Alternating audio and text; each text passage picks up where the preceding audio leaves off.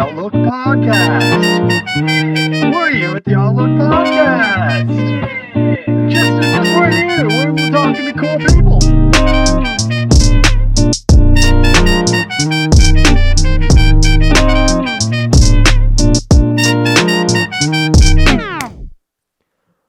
What is up, you beautiful human beings? Hello, folks. Welcome back to the Outlook Industries podcast. Oh, let me scoot forward. We are back here for another episode. I finally got moved in here in Colorado, so I moved in with Sam. So, here he is. Yeah, we're in beautiful Durango in our fresh new studio. Got a nice little backdrop going on, and we're just experimenting today, so... This is literally we just set everything up, and I'm just like, you know what? We should record a podcast. So, Welcome back to the Outlook Industries podcast. I'm here. I'm your host, Trevor Johnson, back again in the new studio. Not the Crestview one. Yep. But now the Colorado Ave one. So, we're here. We're here. We're doing it. But, I'm sorry I haven't been on top of uploads lately. I've been really busy with moving and getting school stuff started, so... Hopefully we'll get back on top of it a little bit more now. I hope you guys are all doing good. We were actually thinking about going to this thing in Albuquerque. At Cryptic, they're having like a ethic meetup. And we were thinking about going to that. But unfortunately, I have school stuff that I have to do. But transfer orientation got in the way of that. We were really stoked to maybe get a chance to see and ride with Nick, Tommy, and the rest of the ethic boys. So... opportunity missed, but there'll be more on the horizon. Yeah, shout out Ethic Boys. For real. They know how to do it, and they pay their riders. Their riders are like kings, so it's pretty great what they're doing. Yeah, it's been awesome. Mm-hmm. So, what's been going on, Sam? I'm pretty great. I don't really have much to complain about. I was able to take a little quick trip to the Bay Area the other day for about a week. Just kind of one last hurrah before school started. Yeah, I saw you did some scootering down there too. I devoted pretty much an entire day to scootering with my boy Oliver Seckel from the Bay Area. Shout out Oliver. I thought you hated Bay Kids. I don't like Bay Kids, including Oliver. Oliver's a bit of a noob. Yeah. Yeah, like back when Sam was at CSU.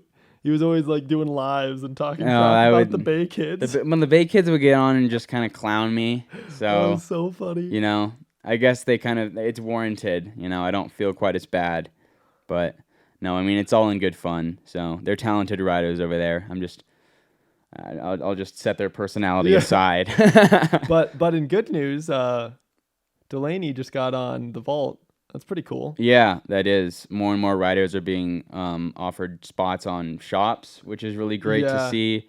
Retailers are definitely thriving in scootering, and that's more than I thought I'd be saying, especially with COVID going on. I figured many even prominent shops would be shutting down, but it seems like they're doing better than ever. Yeah. So that's really awesome. Yeah, no, when I was talking to some other shop guys like Wyatt and stuff, they were talking about how the shops have done so much better because of COVID. Because before COVID, it was kind of dying out almost because everyone is they call it the Fortnite era. Because all the kids were inside not breaking their parts, playing Fortnite and not riding their scooters. And then immediately when COVID hit, they're like, wait, we can't go outside? So then everybody wanted to go outside, so they got a scooter. Exactly. And it's crazy that it was such a market dip due in probably a large part to Fortnite. As weirdly cliche as that may sound. Yeah, fuck Fortnite. I'm not a huge advocate for Fortnite either. I didn't know we were cussing on this podcast, but yeah, I guess we can now. So that's sweet. Of course we can. It's a podcast. Yeah. But it's I don't know. I played Warzone a bit, but video Warzone's games way too hardcore for me. Video games are fine in succession, I guess. We were talking about this earlier. Speaking of video games, I want to go back to this. We were talking about the new skate game. Yeah. And how they in their ad, they have a bunch of people like Zexy and all those the prominent YouTubers. The YouTube skate players that play Skate 3 all the time. Mm-hmm. And Sam's like, they should have pro skaters in the ad, not these YouTubers. And I'm like, no, they should have the YouTubers because they have the audience. They have the audience and it markets the game well, but from where I'm coming from, I think that the actual skateboarders would have a bit of you know, a nuanced approach to how the game is played, the feel of it, like the realism, if they changed any of the like the button dynamics or any of that. I would just want to know, coming from someone that's like experienced in skateboarding, if the game measures up to the real thing. Yeah, So. for sure. Like, I understand where you're coming from with that, but at the same time, like, since they've had other skate games, because I know in the past they have had real skateboarders talking about their skate game, but now that they have such a big community behind the game itself, it makes sense that they're having the YouTubers with these big audiences come and talk about the game, because they're also probably the people who are subscribed to them are the people who are going to play the skate game. So from a marketing standpoint, it makes sense. Right. And I think going off of that, I think it's safe to say that they know that what they have currently being 2010 Skate 3, is a good thing. And I think if it ain't broke, don't fix it. So I can't see them deviating too far from the button dynamics and the analog stick dynamics, animations, things like that. How to do certain tricks. It'll just be elevated to that next level. Something that I'm hoping to see, and I would love to hear your thoughts as well, but what I'm hoping to see in the new skate game is recreations of famous spots. I would love to actually be able to ride Hollywood 16, El Toro, the Barcelona Wave, things like that are, you know, just so grounded in like the history of all sorts of action sports around the world, and to be able to like see those like virtually would be something really special. So Grand Theft Auto with a skateboard. There you go. You know, exactly. Be able to hit El Toro before it got all screwed even up. Even better. And like I really hope that the human avatars are a little bit upgraded. Yeah. Because they kind of had that weird pedestrian syndrome thing going on where they didn't really have places to be. They were just in the game as props, essentially, that you had to avoid. I like how there's a little bit of interaction in Skate 3, but we'll see how they change things up and make it maybe a little bit better so they're not dodging into you as you're skating by. Yeah, you know? The thing that I didn't like about that is it wasn't really a good way to turn off NPCs.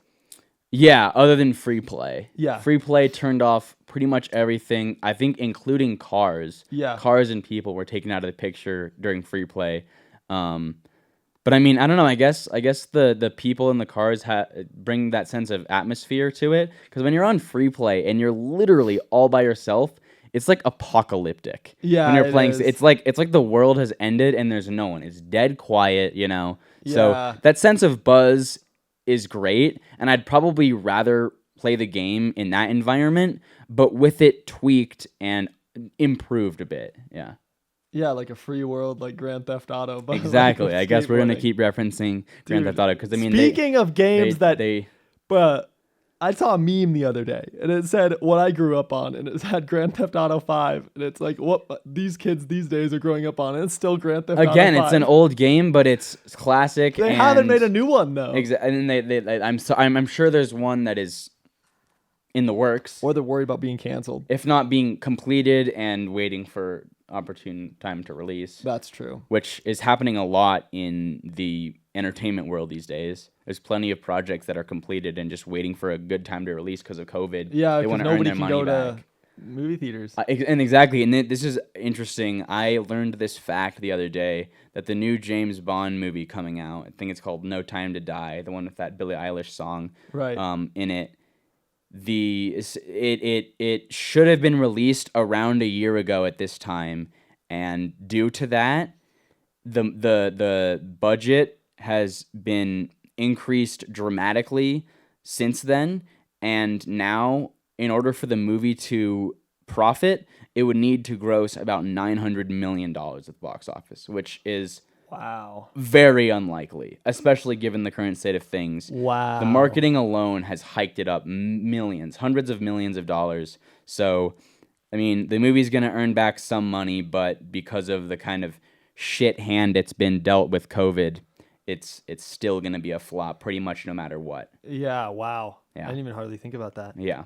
And I'm sure the same can be said for many other movies, but $900 million, man, is that that's high. That's a reach. Yeah, that totally is a reach. Jeez. Well, Sam, Hmm. speaking of this time of year and everyone going to college, Yeah. I think it's appropriate to give some like tips to like starting college. Oh, okay. Yeah. Or just kind of moving out on your own if you're not I'm going to sure college. many of the viewers may be kind of in that transitional period between, junior, senior year of high school and freshman and a couple years later into college.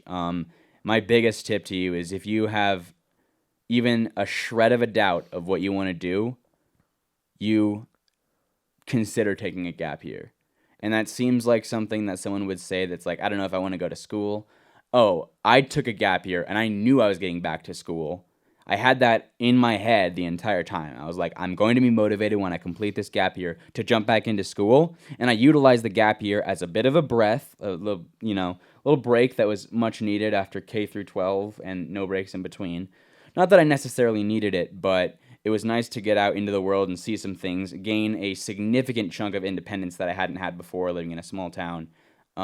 So I would highly encourage you, if you have not like kind of put your foot down on what you want to do post high school, consider that gap year and you will be much better off for it.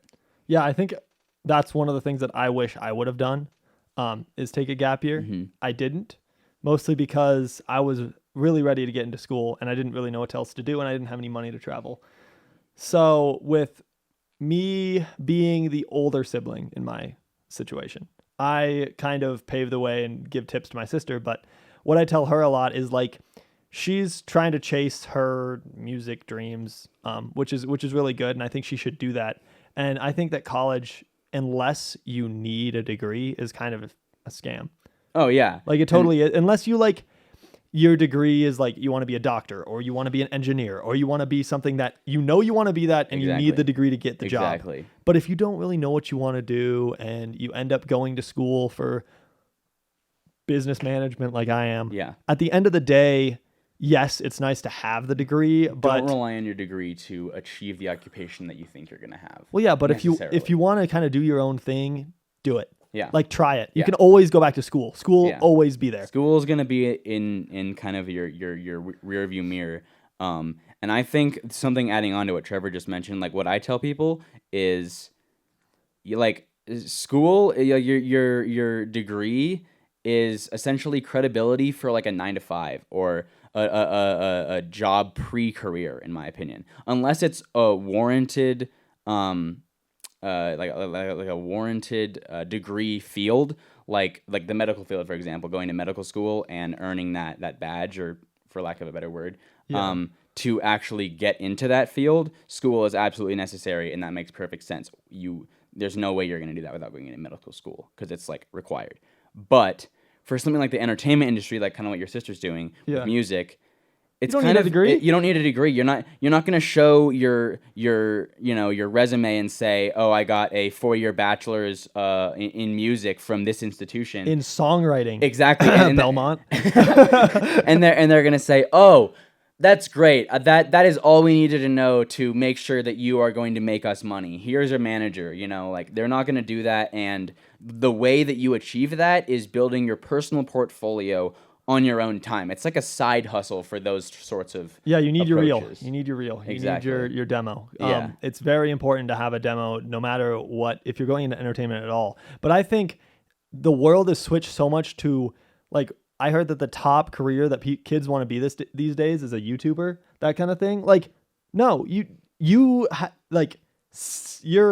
high school years is when you like build that up. Mm-hmm. It's hard to do that later, and it's one of those things that takes so much of your time that it's not really feasible to do much else. And there's going to be a hard time where you're trying to get that first like 10,000 subscribers or that first 50,000 subscribers or whatever in anything. I'm talking TikTok, I'm talking Instagram, I'm talking YouTube. It's going to take a little bit of time to build that, and that's when it's going to be hard because you're going to have to be juggling some sort of job to actually like live. Mm-hmm. And then like you're also going to have to be spending every moment that you're not working on this side hustle. But it's like, guys, don't feel bad about living at home. That's what I have to say. Yeah. Cause like me in particular, I did it for a year. Didn't really like it very much, but it saved me a lot of money and gave me a lot of opportunities I wouldn't have had otherwise. So it's like, if you don't hate your family, it's okay to go and like crash with them for a couple more years. Like nobody really cares. If they're okay with it. Yeah, that's what I mean. If your parents are down for that, I think that would be But don't feel bad about worthy, it. Yeah. Don't carry like a tremendous amount of guilt, especially if you work while you're living with them. Yeah, and don't you bum. make it clear to them that you're trying to get you're not really even in a hole anyway. You're trying to kind of have your big break, I guess, if we're talking metaphorically. Like, well, you can have a little bit more help financially exactly. while you're chasing something. Or less stress, I guess, if that's the way you Because I wouldn't have started this podcast in the first place if I wouldn't have been at my parents' house. Yeah. That was for some other reasons because they had like a studio and stuff and the equipment. But this has given me a lot of opportunities in the last 4 months or whatever since I've had this podcast. So just do it, guys. If you're thinking about something and you're like, I need to do that, just do it. Just wake up tomorrow morning and start. Like, there is no better way to learn something than to just try it for yourself. Don't try to get this fabricated education of searching up YouTube videos and copying people all the time and trying to find the shortcuts and the loopholes to every little bit of information you can scrounge up. You literally have to just execute it. There's no shortcuts. There's only hard work. Exactly. It's really what it comes down to. Don't find the loopholes. They're snakes instead of ladders. You're going to be going down instead of up. Yeah, and I think that it's weird being in our generation with this too, because I feel like past generations, a lot of it's like they live to work. So they want to work. They're like, oh, we'll work, and then travel when we're retired. Mm-hmm. But we're seeing all of our grandparents and our parents, they're working. They're either not going to see retirement or they're not in the position to travel when they hit retirement. Financially. Either financially or physically. Yeah. Because they just can't do the things that they used to be able to do. They aren't equipped for that. Yeah. So guys, just travel now. Just freaking sleep in the Walmart parking lot. Yeah. Like do work enough to pay for what you want to do. Yeah. And just have fun, because the memories that you make in you're 16 to 25 are going to be your most cherished memories. So try to jam pack that area full of experiences and things to do and just having fun with your friends. Absolutely. Take risks too. Yeah. Don't be afraid to fail. I mean, I think failure is so misconstrued. People think that when they fail, they let people down. I would rather, say if I had a son or daughter, I'd rather them try and fail than be a coward and play it safe and think conservative and be okay with that 9 to 5, Yeah. I'd help someone out financially if they shot for the moon on something crazy that they were really passionate about and it was exciting and they didn't quite get it, than someone that's just I don't know. I mean, I'll just be okay. Yeah. And not go that route. So I think that lots of kids these days, it's how do we manage screen time? How do you manage screen time? I mean, now I've kind of put together, unless some sort of event that warrants an altered sleep schedule to happen. Yeah. I've kind of aligned my sleep schedule pretty well, which is nice. And I'm getting back on that. I woke up nice and early this morning when the plumber came by and got kind of back on track with that. But now I don't usually go to bed any later than midnight, and then I don't wake up any later than about 8. So I think that's going to continue through school because I think I have a few 8 a.m. classes this semester anyway. Nice. So that helps a lot to manage screen time for me, as well as something that I did. Both Trevor and myself, obviously, Trevor has Outlook and I have Gas Station.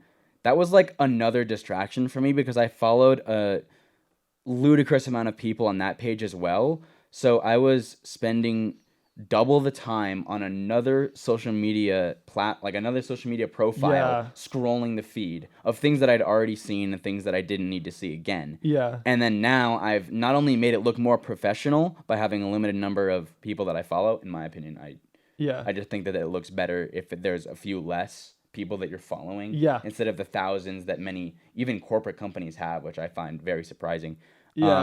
And now that account is pretty much strictly business. And it may be humorous and satirical and kind of, out of the box, over the top business, but it's still business, and it's not.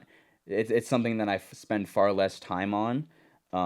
So that's a way that I've managed screen time. Yeah. Um, Well, like it's different for you because your passion is a lot of the time like movies and stuff. Yeah. So like that's different. Because like if you're just wasting time on TikTok, then that's literally just time wasted. But if you're like doing it to like learn something or like because you really enjoy it, that's completely different. Right. In my eyes. Exactly. It's all about like these companies, these TikToks, these Twitter, these Facebook, all of them. They're just their entire job is to capture you as a viewer and make you stay on their platform. Yeah. So they're doing everything they can and have lots of psychological research, lots of like brain people, like I don't know, psychologists, but basically they're there just telling these companies the best way to retain people's attention. So the way that TikTok just has those short videos that you just scroll up, all of a sudden an hour's gone. You're subconsciously you like, oh, I'll just watch the next one. It's a quick cognitive thing that you don't think twice about. Yeah, it's like dopamine.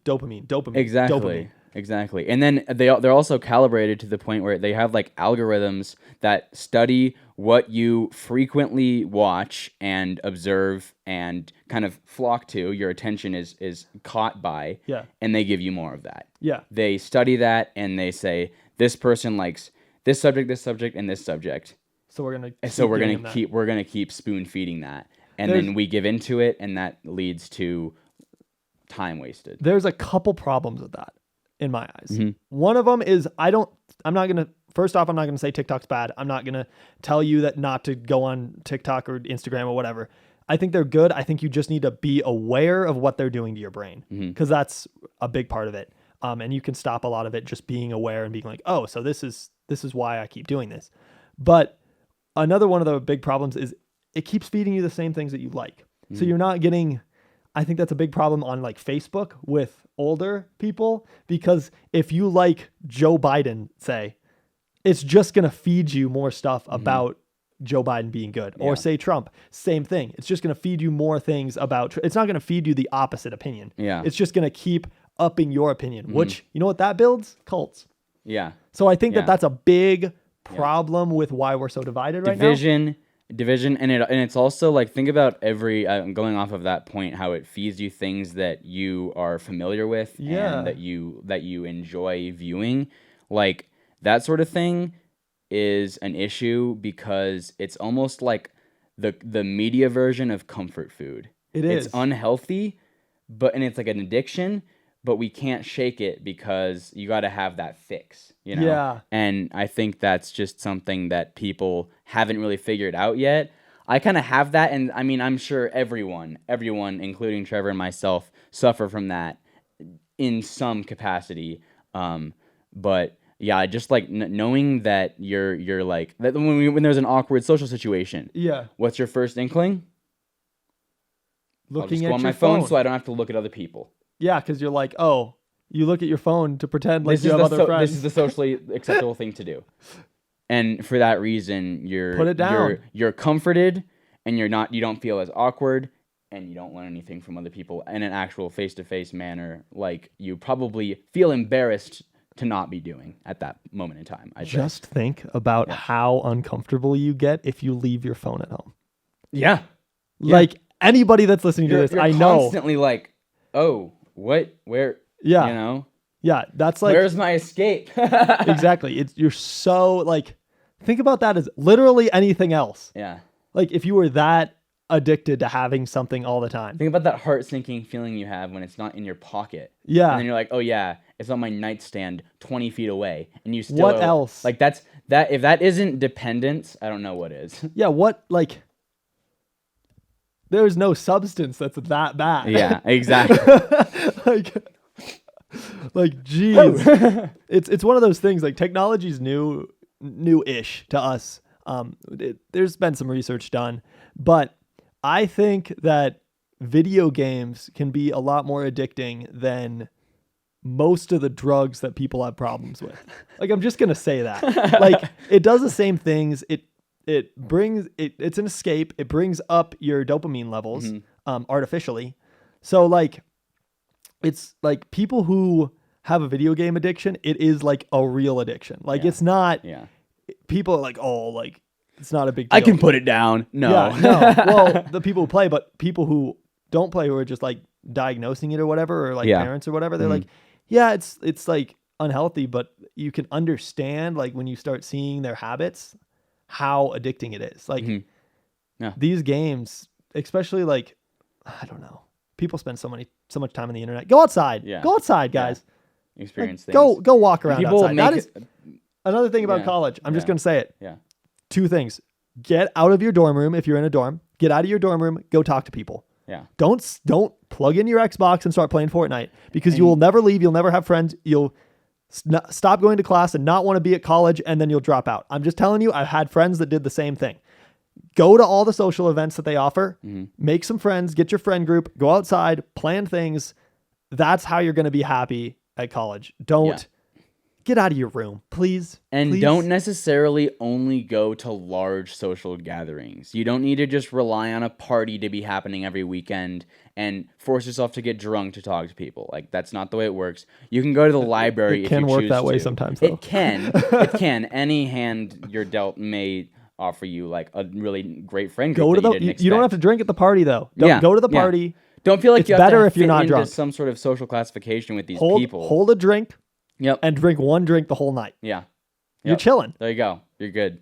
Exactly. Don't from me, don't be the drunkest one at the party. And from experience, like, go to the library and talk to people, because in an environment like that, you may be working, but a lot of the people in there are just kind of like taking a breather. And I know that I'm doing that too. So let's put it this way. Like, if a girl came up to me, or even like a guy that thought that maybe he noticed what I was reading or something like that, and he said that he wanted to let me know that he had read that book before as well, and I'm thinking like, this is great. I'm so glad someone wants to come up and engage in conversation with me out of something that we both relate to. Yeah. Like, if a girl came up to me and just said that she was interested for no reason, I'd be like, that's great. That's awesome. And I'm sure they would feel the same way. So don't second guess yourself when it comes to a situation like that.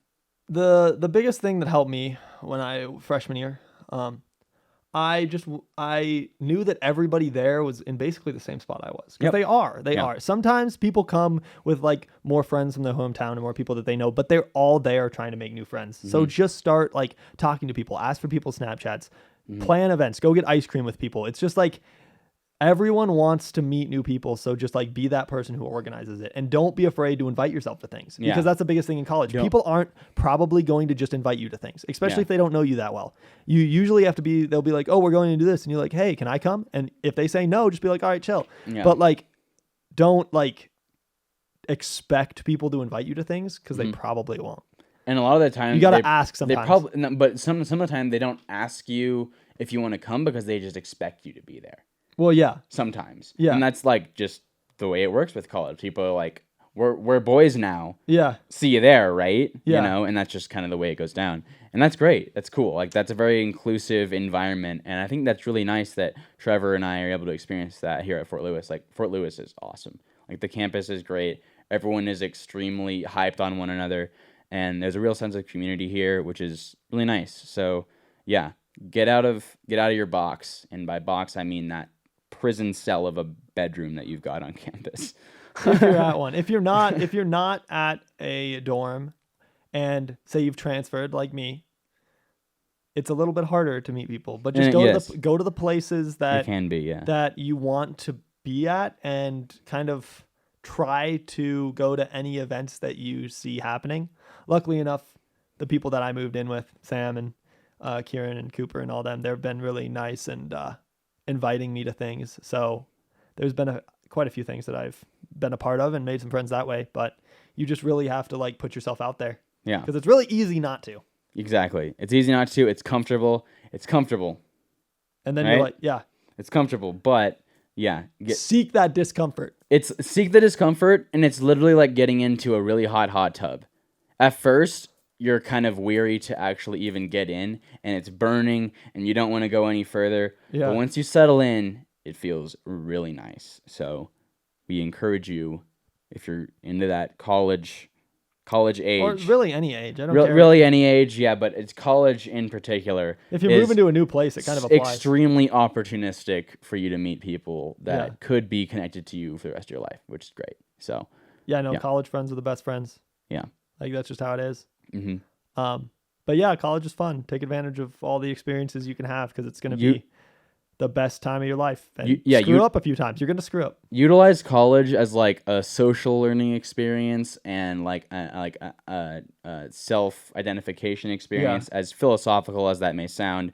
Don't just look at it as I got to get this piece of paper. You know, that's not what it is. In fact, that's probably the furthest thing in my motivation to actually get this degree. That's the last thing I'm paying for. Exactly. Yeah. You're paying for the experiences, not the grades. Yeah. So, you can go to National American University for dirt cheap and get a piece of paper. Yeah. But what's the point in that? Exactly. So connections are everything, man. Mm-hmm. Connections are I can't believe no one else, like not many other people. I've only met a small amount of people that actually understand what I'm saying when I'm like, I got a lot of connections. Yeah. They're like, okay, well, what are your like grades like? And like, that doesn't matter. It doesn't matter. Yeah. It does not matter. So nobody asks you after college. Nobody asks you what's your GPA. Imagine hearing at like any age, even above like 23. Yeah. What's your college GPA?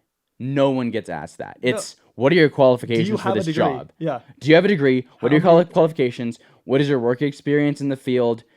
How do you work in teams? Things like that. Like, and they don't even like that stuff isn't even at the forefront of school. We didn't learn any of that like social intelligence concepts at all until like now. Yeah. In high school, there weren't finance classes at all. No. Anything like that. Learning how to bank. There still aren't. You have to seek them out in school, which is fucking ridiculous in my opinion. Yeah, you have to. Not only do you have to seek them out, but sometimes they just don't offer them, and you just have to learn on your own. Exactly. And again, sometimes that's the best route. But they should still have that in school and not be teaching Algebra 1, Geometry, and Algebra 2 as the 3 main prerequisites in goddamn high school. Like, that's ridiculous. No, it's stupid. It's awful. Stupid. I do not enjoy the fact that high school, like, they got the priorities wrong. Looking back There's now, so many problems about school, dude. Oh my gosh, don't get me especially started. American education. Like looking back now, I am so frustrated that I didn't learn a damn thing about finance in high school. What a wasted opportunity. What? There weren't any classes offered for it. I couldn't take anything. I learned calculus. Yeah, exactly. I can't wait to never use that in right, real life. Exactly. God. Not to mention it caused so much strain on my brain because in my high school days, our teacher was the homework king. Like every night, busy work, tons of pages from the textbook. Like it was a lot. So. Okay, let me talk to there's definitely some people out there. Why do you give kids that much homework? Mm-hmm. What's the point?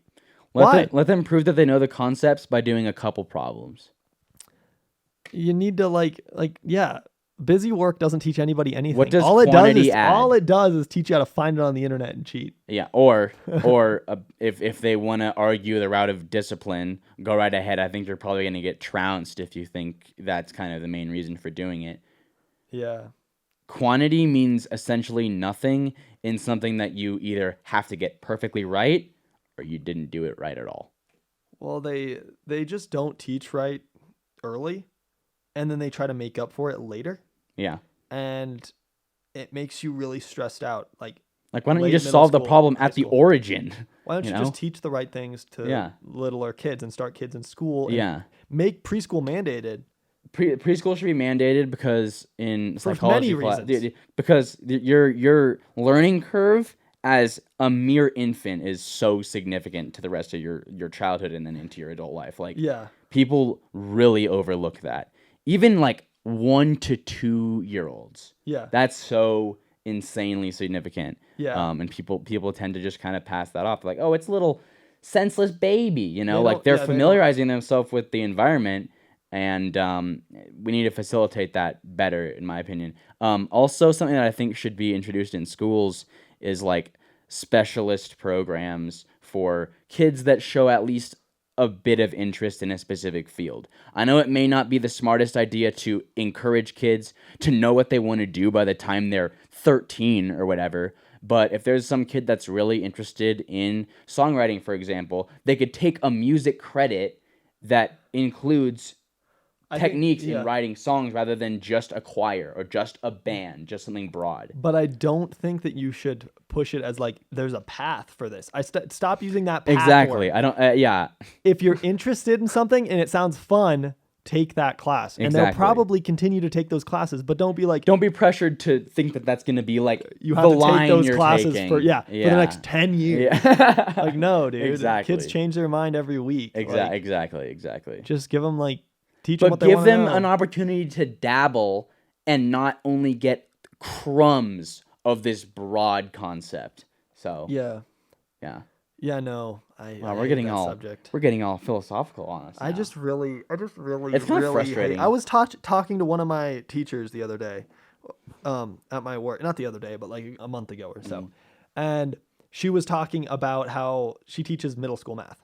She was talking about how they just basically photo math everything now. So it's like pointless to give out homework. Yeah.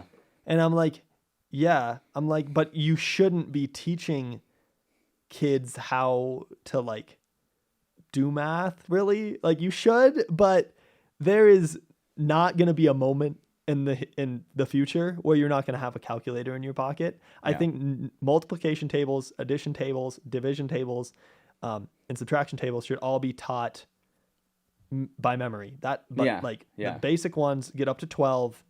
You shouldn't have to look that up. You shouldn't have to look. That's kind of ridiculous if you have to look that up. Yeah, no, but it's like we shouldn't have to teach everybody advanced math. Exactly. I don't understand, because people are like, well, then who's going to actually know how to do the math? And I'm like, people that like math. People that are passionate about it and want to learn more about it. I know plenty of math majors who just love math. And those people will continue to do math. Exactly. Shout out Will. Yeah, shout out Will. But everybody does not need to know how to do a quadratic trig and calculus and all that kind of stuff. Yeah. Like simple algebra, find the x. That you're going to need. Anything that you'll actually use, I understand. Yeah. But there's a lot of these subjects that just don't matter.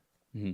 I think that we should spend more time teaching English and teaching reading and writing, and even if we could communications in general, I would love if Spanish was introduced in every school earlier too. Early. Yeah, exactly, early. So that because it's become we're such a global society and we're all talking to each other from around the world. We should have a few languages. In America, we're the only motherfuckers that aren't bilingual, that don't know more than one language. And think about this, right? Think about how cool it would be as a social construction if the school system made it so that American education was inherently going to be bilingual in some form. If when you first learn English, I don't know what, 3-4 years old, around that time period, if you slowly start dabbling in other things but not kind of overshadowing English, because obviously English is the main language, the primary language, the business language. Exactly. In America, sure, that should take precedent. But if you have that to kind of coincide with another language, the learning curve will be significantly easier, and they'll have a much firmer of an understanding of it. And that would be such a great resource. I took 3 years of Spanish, and I'm still pretty incompetent at it. I can formulate very basic conversational Spanish, and I took 3 whole years of it. Well, and it just because it didn't work, because it was at the wrong time with the wrong resources, and it just wasn't the right thing to do at the time. It's one of those things. It's language is not every one language is the same, and even outside of communication, there are concepts in different languages that we don't have in English, and I think you'd have a better human experience because there are things that we can't say in English or in other languages, like Vietnamese is one of those.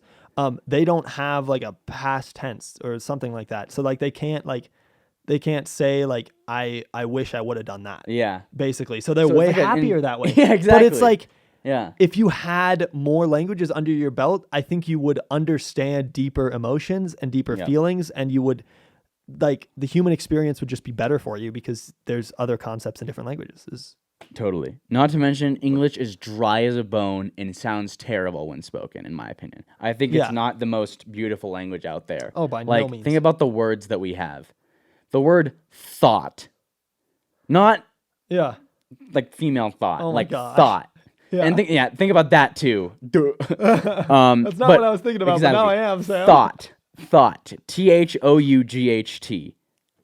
Who spells shit like that? Like it's the UK, get the fuck out of here. Go figure. English is the hardest damn language to learn. I feel embarrassed for us, and I feel a lot of sympathy for people that really desperately want to learn English and struggle to, because I can imagine how fucking hard it is and frustrating it can be. Dude, you want to talk about something that really grinds my gears? The fact that the US isn't in metric system yet. Oh my God, and why? And the fact that fucking cursive was dropped in 2nd grade after they told us it was so important. Yeah. God, like, make up your mind, school system. Think about the people that are running this country, not from even a political standpoint, just from like a social ideological standpoint. Like, the things that are deemed necessary and the things that are deemed insignificant, the margin is fucking needlepoint thin. It's ridiculous. Here's us fucking venting on Outlook Industries. Bro, this is what I wanted. But like, let's talk about like maybe some happier why are we stuff. not in metric system? It's done in tens, not in some guy's feet. I don't understand why the standard system exists. Not to mention who has 12-inch feet. The king. Whoever the king is. Shaq. Hail Shaq. No crap. But they're like, feet this much. And then how much is a mile? What's that far? How many feet is that? I don't know. Not random ass number. Dude, think about how inferior it sounds to say, it's about 10 miles instead of, it's about 16 kilometers. No. Like, that just sounds great, I think. I think temperature is the best example. Water freezes at 0 and melts at 100. Or not melts, but boils at 100. None of this 32 head ass. None of this random numbers, dude. Yeah. What is 0 degrees Fahrenheit has no significance. Yeah. It's like, it's 0. It's cold. Other than being below 0 after that. Exactly. And then it's just a flex. Like, I can't think of anything else, you know? I mean, that is ludicrous. Wow. Yeah, freezes at America, 0, boils at 100. Wake up, people, you know? Like, that makes so much more sense. And, like, a kilometer is 100 meters? 1,000 meters? 1,000 meters. Yeah. 1,000 meters. 1,000 meters. And it just makes sense. And they're all based on the all those, like, little acronyms in front. So it's like, it makes so much more sense. Metric measurements. Like... Okay, I have another little thing to add when we're talking about language, and then we can kind of... Let's end on that. Let's end on that? Yeah, let's end on that. Okay. Something that I've desperately wanted to learn for a good couple months now, after seeing it more and more in entertainment, and, like, the thing about representation, in my opinion, like, if it's something that pushes an agenda, it's not necessary, but if it's something that actually instills, like, comfort and understanding and like a sense of fulfillment for a specific group of people that may not have that outlet to relate to in entertainment, it's this specific language, and it's sign language. And I think sign language is fucking fascinating. Yeah. Because people can communicate through literal physical signals. Like, that's pretty amazing. And here I am being all stereotypical and pretending that I'm doing it now. But, like, seeing not only people at, like, speeches and things translating in that for the people that need it to understand what these prominent figures are saying, but, like, there's characters now in plenty of pop culture and films, TV, all that sorts of stuff that are, like, deaf or mute and use sign language, and it just looks awesome. I just think it'd be a fascinating thing to learn, and to just know how to do that man, that'd be cool. Like, I know those people have so much stuff to say, and obviously it may not be like verbal speaking, Yeah. but they have so many things to bring into the conversation, even like the silent ones, and they have the most to say. I just think that's pretty fascinating. I would just love to hear your thoughts on that, maybe. Yeah, it's sign language is one of those things that's like it's so necessary. And Braille, I really like Braille too. Just all of that more like physical language. It's expression almost. It's like Yeah. a record is physical music. Yeah. Sign language is a physical communication method that's just so much. It's very pretty. Yeah, it's very pretty. is. I do enjoy watching people sign. I don't understand it. And like I have never seen in like it's no longer viewed as like a disability. No, you know? yeah. It's just like you speaking. And I'll bring up like a reference actually to a TV show that I like called The Walking Dead, which actually one of the posters is up there. One of the characters is deaf and mute in the show, and every other character is written in opposition to this character when they have a conversation, and they appreciate their willingness to try to communicate, and so does the person actually like doing the sign language. And then the people that know how to speak regularly and are kind of a little bit pushed aside in terms of the knowledge of sign language still try their best to understand and learn, and that makes the likability of the characters so much better. And I think that can be attributed to society. Like the likability of someone that I meet, like being able to do sign language, I know that that's a likable person because they're wanting to relate to more people by nature. Yes. Yep. So, well, it's just people taking the time to want exactly. to... They want to include this person in their conversation, and it's clear that that's like a gesture rather than something that they view as, you know, an inconvenience. So I just think that's pretty beautiful. I'm really quite bummed that Fort Lewis doesn't have an ASL course. Oh, really? Yeah. Oh, which is I didn't know that. sad, but yeah, that's one of those things that you could probably learn through. And that is one of those things that may just be a do it type deal. Yeah, it'd be nice. I think that's one of those things But that learn it'd it be the nice right to way. have somebody that knows how to sign. Exactly. Yeah. That- That may not be a YouTube tutorial route. Yeah, for sure. All right. Well, thank you guys for listening. Thanks, Sam, for doing this. That with me. they just keep getting better and better. They we gotta do. do more of these with Trevor. Sam's like, what are we gonna talk about? And I was like, well, we're gonna sit down and start talking. And boy, did some topics come up right there. Yeah, for sure. That was great. Thank you guys for listening. I'll definitely have more of these coming out. And yeah, bigger things in the future for sure. And I hope you guys have a great rest of your day, evening, night, whatever time it is for you. And I'll catch you guys in the next one. Peace.